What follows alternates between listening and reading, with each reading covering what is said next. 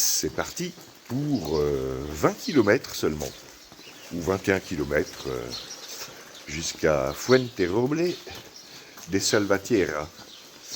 Et là, il pleut. Mais avant de continuer, petit déjeuner.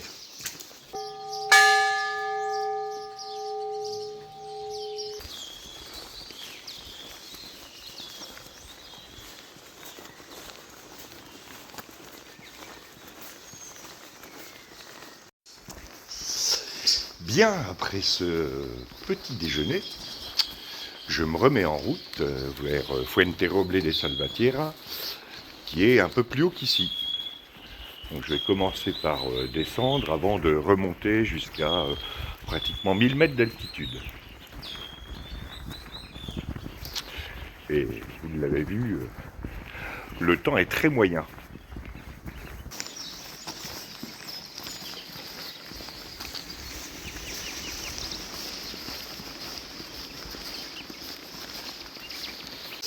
Il y avait beaucoup de monde à l'alberguer et dans les deux autres albergues du village. Le chemin se peuple de plus en plus et j'ai entendu ce matin qu'il y avait encore plus de monde au nord de Salamanque et de Zamora, dont beaucoup de monde qui prend le Camino Sanabres, donc qui part vers l'ouest, et que si tout va bien, je prendrai d'ici quelques jours.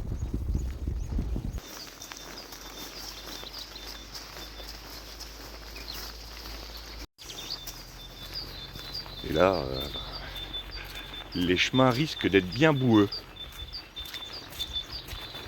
J'ai jamais vu autant de monde sur le chemin depuis le début.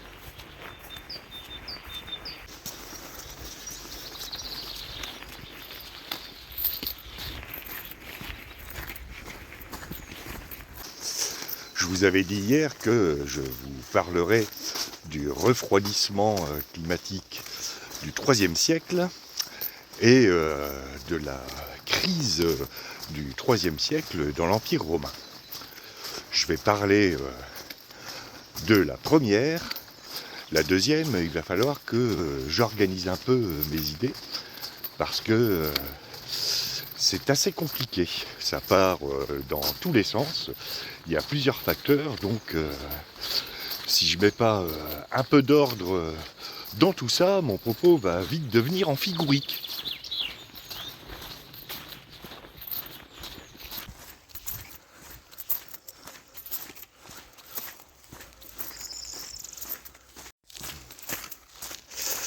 Je vais enlever la cape de pluie parce que commence à faire chaud sous une couche de plastique. Par contre, devant, c'est noir. On verra plus tard.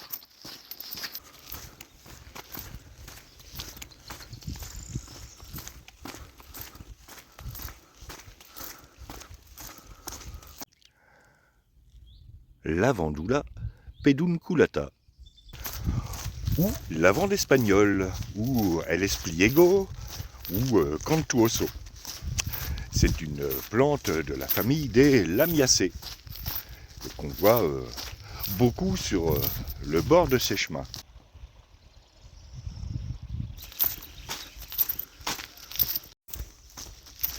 Contrairement à certaines régions de Provence, ici, on ne la cultive pas de manière intensive. On cultive plutôt des vaches, mais de manière extensive.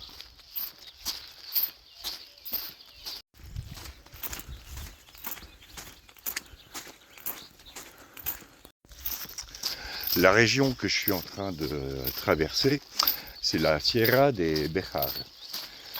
C'est un cordon montagneux qui est à l'extrémité ouest de la Sierra de Gredos dont j'ai parlé hier, me semble-t-il, et qui fait lui-même partie du système central qui coupe la péninsule ibérique en deux dans le sens est-ouest sur quasiment 700 km.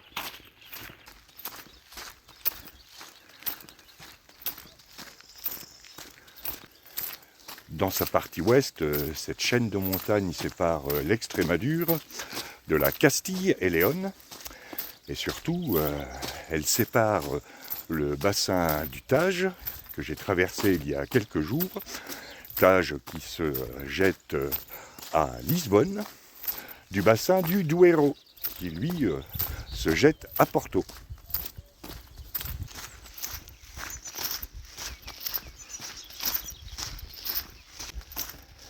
Voilà, c'était la minute géographique de cette étape.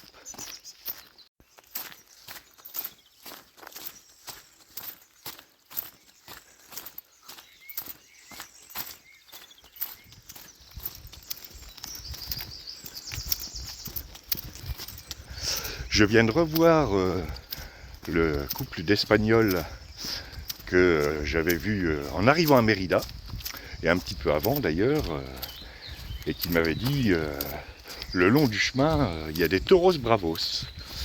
On a discuté un peu, et normalement, demain, en redescendant après avoir passé un col, je devrais voir sur la droite des toros bravos.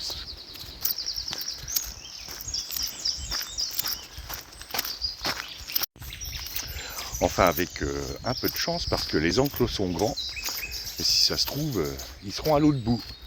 Mais je rentrerai pas dans l'enclos.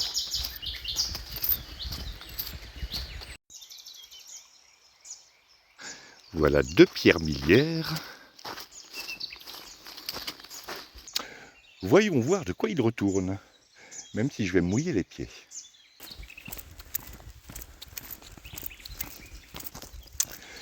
Ce sont 3 pierres miliaires, donc miliarium pour une pierre. Miliario, je vais réviser mes déclinaisons. Bref, ce sont 3 pierres miliaires qui sont censées représenter le kilomètre entre guillemets 142. Pas de kilomètre 142, mais 142 000 romains entre ici et Mérida. Pourquoi 3 pierres miliaires et pas une seule? Le mystère des pierres miliaires. Il va falloir que je résolve ça.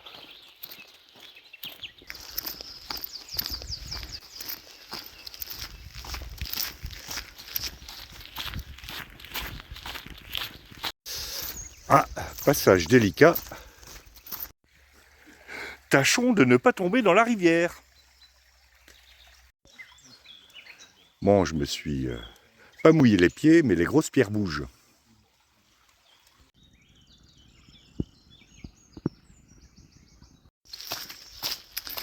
La marche est plutôt agréable ce matin.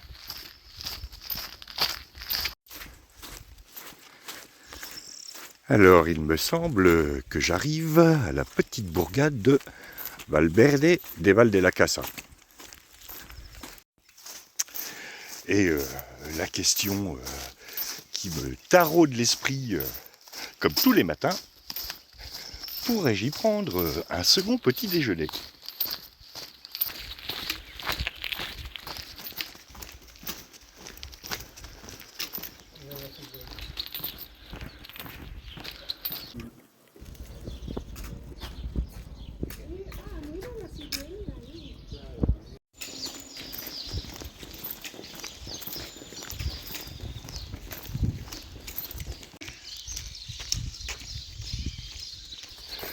Saint-Jacques m'a indiqué la direction du bar.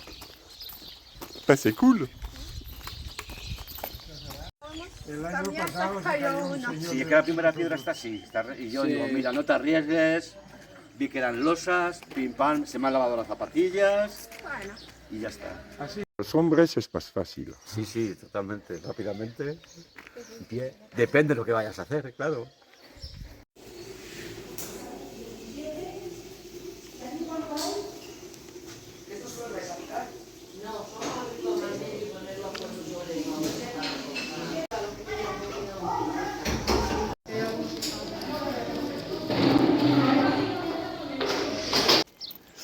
Bien, après cette pause second petit déjeuner, il est temps de repartir. Une pause qui se sera un petit peu fait attendre. On s'est tous retrouvés au bar. Et on a attendu 20 minutes, une demi-heure, le temps que le patron revienne de faire les courses. une fois qu'il est revenu, on s'est tous précipités dans la salle. Le ragoût que vous avez vu cuire, il n'était pas pour nous.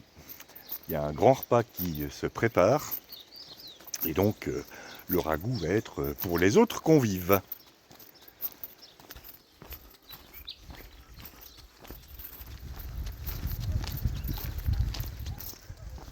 Je vois tous ceux et toutes celles qui sont partis devant. J'ai dû partir le dernier du bar. Et là maintenant, on va aborder la montée vers Fuente Roble de Salvatierra. Il doit rester, je sais pas, peut-être une toute petite douzaine de kilomètres à faire.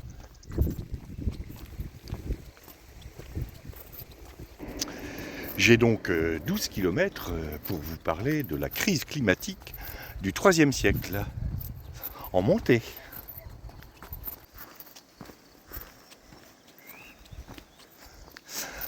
Un peu avant le milieu du IIIe siècle, c'est-à-dire aux alentours des années 240, période à laquelle nous avions laissé nos Goths sur le cours inférieur du Danube, côté rive gauche, le climat se dégrade. Les crues du Nil, l'Égypte constituant l'un des greniers à blé de l'Empire, deviennent plus irrégulières. La sécheresse sévit un peu partout dans l'Empire, et forcément les récoltes s'en ressentent.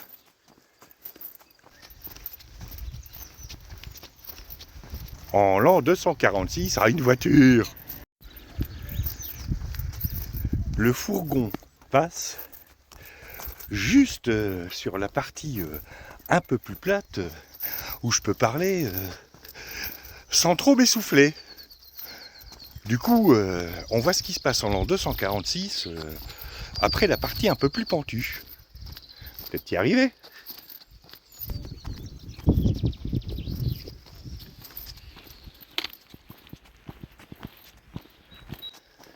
C'est qu'elle est longue cette côte. Quand est-ce que j'arrive en 246 ?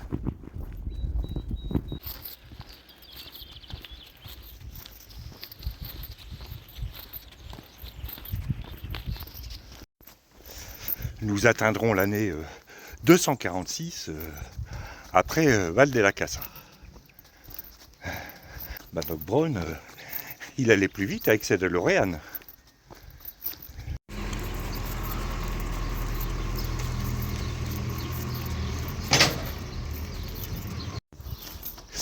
Bien, je parlais donc de l'an 246, et précédemment je parlais de récoltes un peu plus aléatoires. Et bien en l'an 246, dans la ville d'Oxyrhynque, en Haute-Égypte, les fonctionnaires impériaux imposent d'enregistrer tous les stocks de céréales privés, sous peine de lourdes pénalités.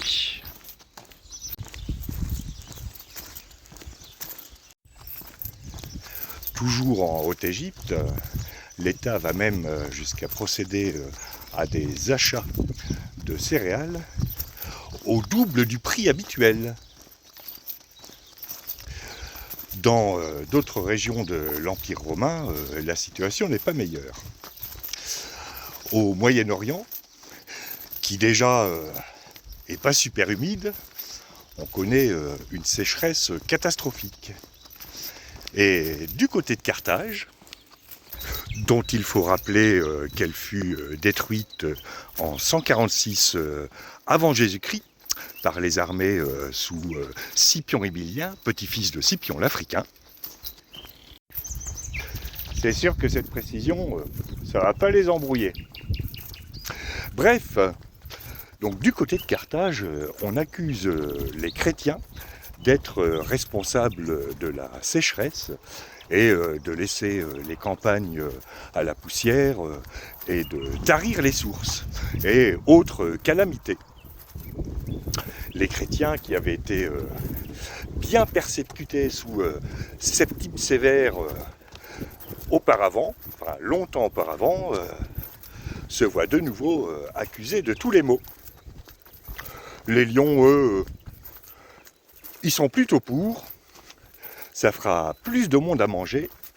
Par contre, comme les hommes vont moins manger, ben, ça fera moins de gras pour les lions.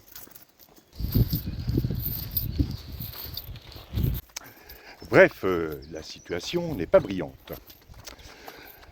Pourtant, ce que l'on a pris pendant longtemps pour un refroidissement climatique n'est en fait qu'un retour à la normale. Pendant les 400 ans qui précèdent le IIIe siècle, l'Empire romain, mais aussi le reste du monde, a connu un optimum climatique. Et qu'est-ce qu'un optimum climatique ? Eh bien, vous le saurez après la côte.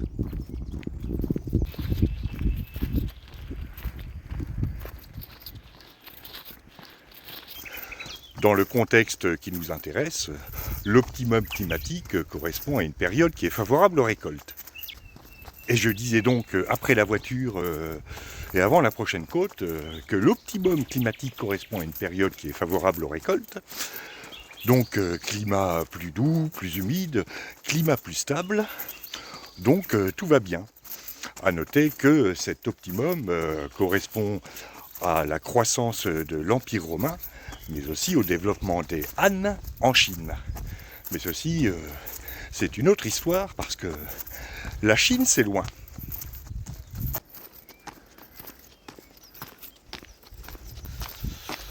À partir du IIIe siècle, donc, le climat revient à son état dit normal, qui a pour conséquence récolte plus aléatoire, donc famine, disette, mais a aussi des conséquences fiscales. La suite après les cochons.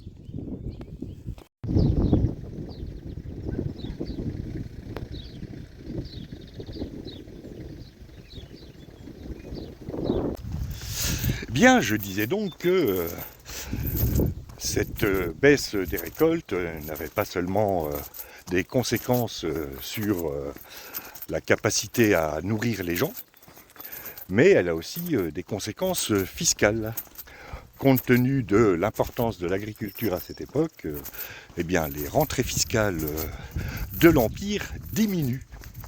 À Bercy, on dirait la marge de manœuvre fiscale de l'Empire diminue.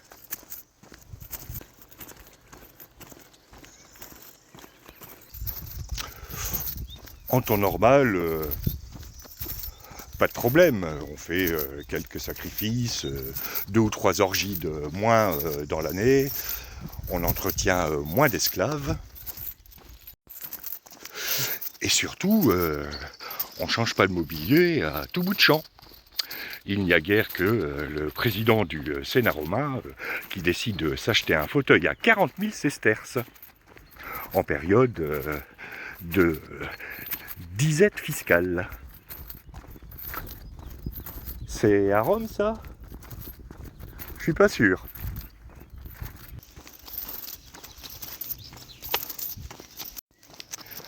La suite, après la prochaine côte.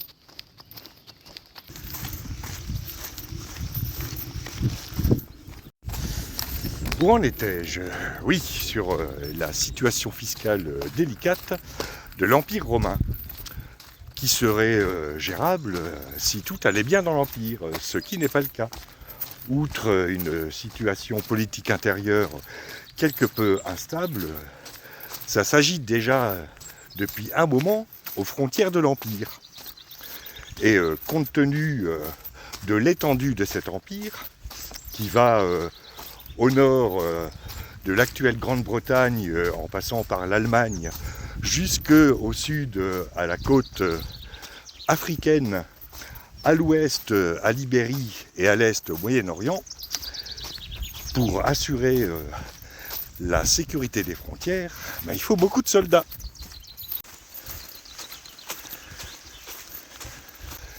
Et bien entendu, ces soldats, il faut les payer, parce que défoncer l'adversaire et piller, ça, ils veulent bien, mais c'est qu'en plus, ils veulent un salaire fixe.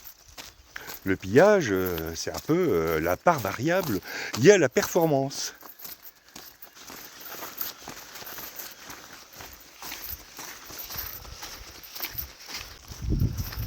Bien, après cette longue côte, je continue avec les frontières de l'Empire. Aux frontières de l'Empire, ça s'agite un peu partout. Au nord, du côté du Rhin, les tribus germaniques multiplient les escarmouches et les razzias. Loin à l'est, au Proche-Orient, l'Empire sassanide, en gros l'Empire iranien, profite du fait que les Romains aient vaincu les Parthes pour s'avancer et conquérir de nouveaux territoires. Et nos Goths, me direz-vous?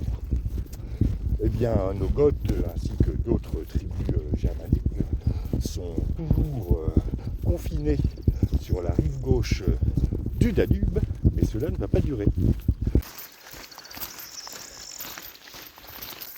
Ce refroidissement du climat a en effet un effet sur le fleuve, ou sur les fleuves, c'est que les fleuves gèlent plus souvent, ce qui d'une part perturbe le commerce fluvial très important à cette époque, et d'autre part permettent de traverser les fleuves l'hiver quand ils sont gelés.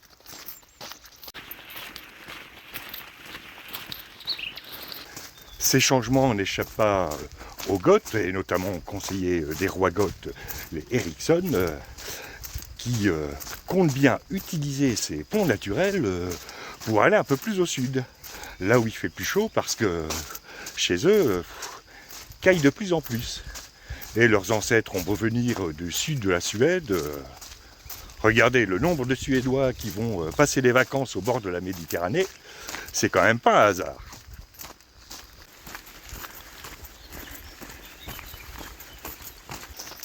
C'est ainsi que, à partir du milieu du IIIe siècle, l'Empire romain va craquer un peu partout.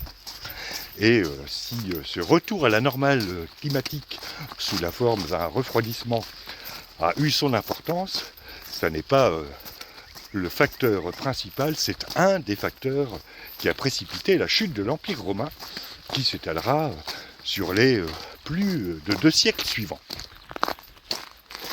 Ah, ça monte.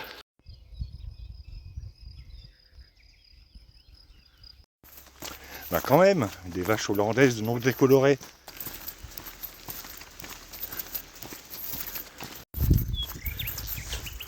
Voilà pour cette crise climatique du IIIe siècle. Demain, nous repartirons vers d'autres horizons avec nos Goths.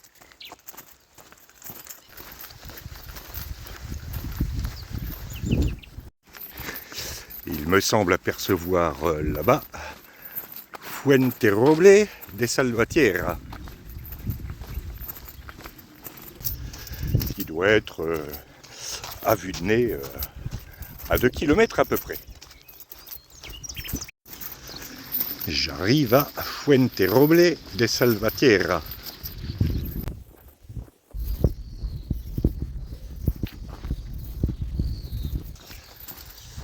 Il me reste maintenant à trouver l'alberguer, qui est pas très loin.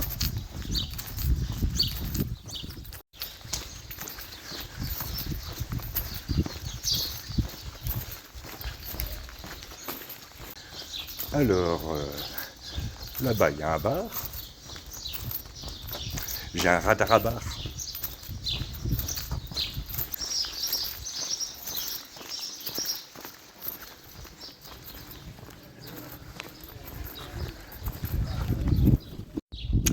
Et voilà, je suis arrivé. Fin de cette étape de 20 km qui a été cool avec un arrêt prolongé au milieu. Là, je suis dans un donativo, c'est-à-dire une auberge où on donne ce qu'on veut. On est pas mal de monde et ce soir, on mange tous ensemble. Pour l'instant, moi je vais aller manger parce qu'il est encore le tout début d'après-midi et j'ai faim. Demain, ce sera San Pedro de Rosalos, donc 28 km, un peu plus long, mais a priori avec moins de dénivelé. À demain pour de nouvelles aventures.